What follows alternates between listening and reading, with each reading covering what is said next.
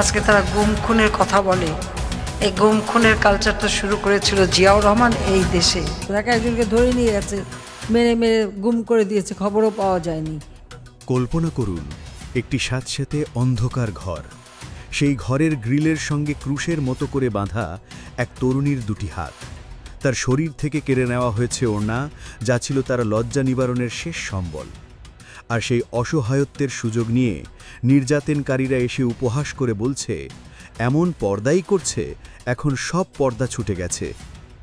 এটি কোনো সিনেমার দৃশ্য নয়, এটি গুম কমিশনের প্রতিবেদনে উঠে আসা এক ভয়াল বাস্তবতার খণ্ডচিত্র, যা উন্মোচন করেছে গত এক দশকে বাংলাদেশের গোপন টর্চার সেলগুলোতে চলা অমানবিক নির্যাতনের এক অন্ধকার অধ্যায়।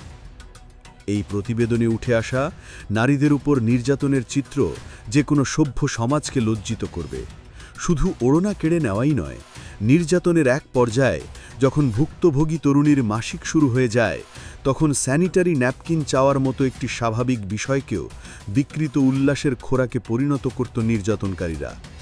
এই মানসিক নিপীড়ন ছিল শারীরিক যন্ত্রণার চেয়েও ভয়ঙ্কর। তবে এই পৈশাচিকতার শিকার শুধু নারীরাও নন, পুরুষদের উপরও চলত মধ্যযুগীয় বর্বরতা। ছাদের হুকের সঙ্গে ঝুলিয়ে পায়ের আঙুল মাটিতে ছুঁয়ে রাখা, কিংবা প্লাস দিয়ে আঙুলের নখ উপড়ে ফেলা, কিংবা অন্ডকোষে ক্লিপ লাগিয়ে বৈদ্যুতিক শক দেওয়া ছিল এক নিত্য নৈমিত্তিক ঘটনা। বাঁশ ডলার মতো অভিনব কৌশলে নির্যাতন করে বন্দীদের মাংসপেশি ছিন্ন ভিন্ন করে দেওয়া হতো।